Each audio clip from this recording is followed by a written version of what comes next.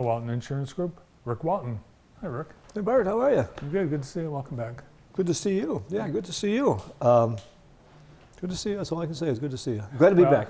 Rick's Glad to see looking you at guys. his Apple Watch because during the break, I'm not kidding, Rick's Apple Watch was talking to his iPhone, Yeah. and they were communicating. The phone was talking to the Yeah. watch, and you were out of the loop. I'm out of the loop. I mean, technology nowadays. You think of technology, and you think these people have it all down, and all I'm trying to do is make sure it pairs up with your phone, your app, your watch, and it doesn't seem like that's something unusual. It's a new Apple Watch, and I've been on the phone for over a half hour. I said, come on, on a national basis, you're calling these people. It didn't seem like it'd be that hard to do, but apparently it is. You know? Do people still call you? I still get a couple calls here and there. I do. Yeah. I still get calls and issues. That's what life is, isn't it? All ready for Easter? Yeah, I think about as ready as I'm going to be. Yeah. Did you either give up or do something special during Lent? You know, I did not. I'm just trying to do. I think it's a good thing. I really do think it's a good thing, but I really think that most of us should, whatever it is you give up, unless it's a real something meaningless. I guess I look at it as self-improvement. It's just try to improve whatever you're doing, whether you. I didn't give up anything. Yeah, I didn't give up anything. I told myself I was going to do extra. Right.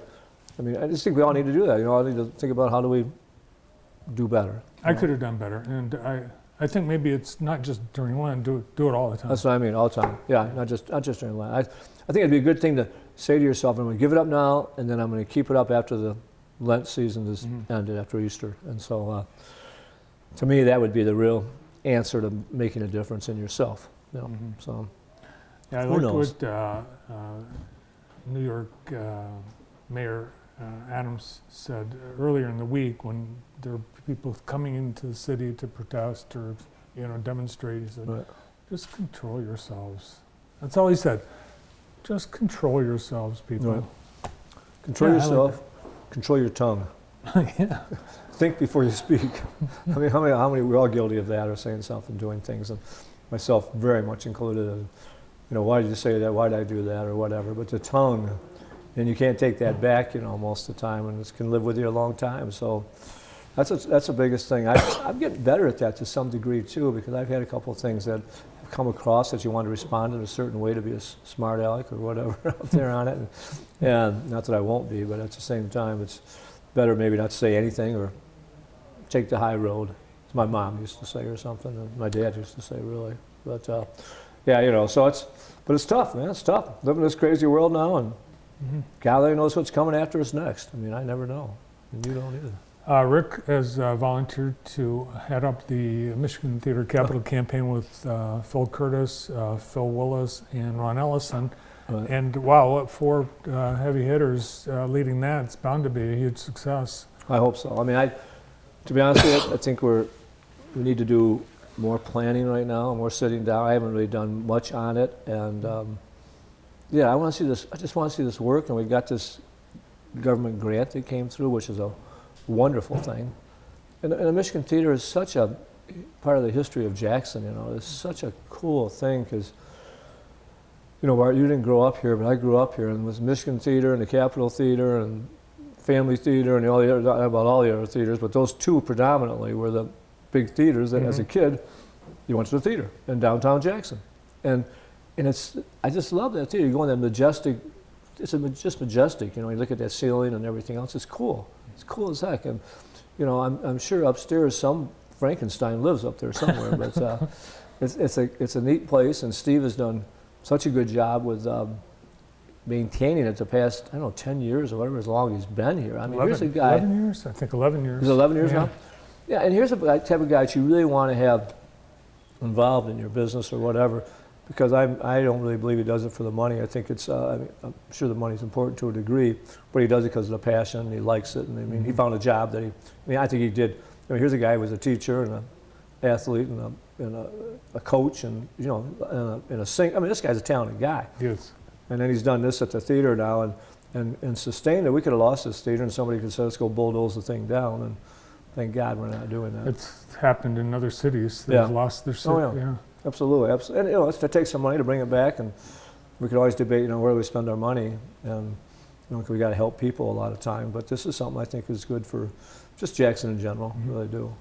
The guys from the Rose Parade were just here, and it's going to be on Michigan Avenue again. Oh, good. And remember years ago we had a Mr. Rose City, and yeah. Did you ever do that? What, the Rose City Yeah, competition? Mr. Rose City. The Yeah, right. I think I'm going to do that in the super seniors division. I still think I better go take care of that around my waist here a little bit. Well, you actually, Rick and I were both at a fundraising event many years ago, and someone made a bid that they would donate to the cause if Rick took off his shirt on the stage, and you did. I did. Yeah, I did. And we have a clip. No, we don't. You never had a clip of that, did you? No, I think that was before JTV, actually. Have you asked about It that? might have been before JTV. Yeah. Yeah. No, it might have been. I can't think. I remember the night, obviously, and it's been kind of fun to see because it was. I think was I the auctioneer? What was I? I don't even remember what I was doing. Something I was up there doing something, and I think must have been the auctioneer because then they did that. I remember where it was. It was in the JC Dome. The Jets, the Jets hangar. Before it was the hangar. Was it the hangar? No, it wasn't a hangar. It was a. Wasn't It was the Space Center. The what? It was the Michigan Space Center. Space Center. Yeah. Space Center. Not a hangar, but. Well, now it's the Jets hangar. Airplane hangar. Jets. It is? Yeah, it's the student center. It's a student center. Yeah. Do they call it the hangar? Yeah. Oh, I guess I didn't realize that. Yeah, like at the airport, the hangars where they keep the planes. Yeah. Yeah. Right. But they keep the students there now? They keep the students in there. Now, are you watching? Are you a Masters follower? Oh, I'll watch it. I won't watch it all. I really enjoyed. We just got through with the basketball tournament, and I watched almost every. I couldn't get into the last game. There was something about that last game. And then of course it didn't turn into be a great game, but I couldn't get into it. A lot of those games, and being a Michigan State guy, at first I watched, of course, but after that I watched it just about as much because it was fun. The Michigan State game was a heartbreaker. It was. I mean, they could have. I was surprised they were even in the tournament this year. We were all wondering about that was going to happen. Number one, and they got in, and then they did. And the team that beat them, which I really enjoyed watching that one guy, but they made some shots that you wouldn't make 1 out of 10 times, out of 20 times half the time, and they could have won that game, but where they would have gone farther. But who knows? Here we are, first time no number ones in the Final Four, and and a lot of upsets. And then I don't know what was the lowest seed. I know there was a 9 in there at the Final Four, but before that there was still lower than that. It was exciting. It was fun. It was fun for those other schools that. Weren't highly ranked or hadn't been here before even, as such. So yeah. How much fun would that be? But what a great tournament. I think it's one of the greatest sporting events there is for like a 2-week period or however long, about 2 weeks. I think it's one that, because it's 3 weeks long, which is 3 weeks. You can enjoy, a lot. It's great. It's a great tournament. Well, it's great, with the Masters and the back to back, the tournament and then the Masters, one right after the other. Yeah, it's the Masters here. You got so many big names in there, and anyone's capable. Are you hot right now? Do you get hot? And in fact, I talked to a golf guy, a pro the other day, just a local PGA guy type thing, and he said a really good golfer, but he has his days where he's not a really good golfer. And if you caught that time, and those guys, I don't care if. The men, women, they hit thousands of golf balls probably a week, thousands, every week. Mm-hmm. And you think, well, don't you have that swing groove? Don't you know what you're really doing? And they do, but they don't. But they lose it or something like that. Well, look at the people that win a tournament and then the very next week they don't make the cut. Right. I mean, it happens over and over and over again. Right. And we've all been there. You have your moments if you play any athletics where you seem to be really good, and other moments you're pretty mediocre at best. And it's why is that? I'm not sure why it is. But. These people prepare. Tonight I'm going to my grandson's first track meet, which I'm really looking forward to. In fact, I just talked to Andy about it. He's going to do the high jump, and I said, "Hey, I might call you up because you were a great high jumper." I remember watching him somewhere. I can't even tell you. I might have been over at Lumen. I remember watching him do it that one year and whatever. But he was so good. Mitch is high jumping. Mitch, yeah, he's he'll be good at it. He's doing the 100. He's doing the I think it's the 400, it's a relay. Mhm. And he's doing a high jump, and he's doing something else too. Can't think what it is, but yeah, but and there's two ways you do it. All right, the main way is you got to flop, I guess, but some other guys, they almost jump up and No, everyone does the Fosbury flop now. do it now. Yeah. Yeah, he doesn't do that right now, so you need somebody to show him how Yeah. to do that and everything else. But I'm just glad you're out there. I think it's kind of a fun, it's almost probably a social thing for those kids because they're standing around a lot too. It's a long time to stand around. Yeah, but there's other kids there and other schools there, and you can look cool and all that Yeah, stuff. they make a little campsite.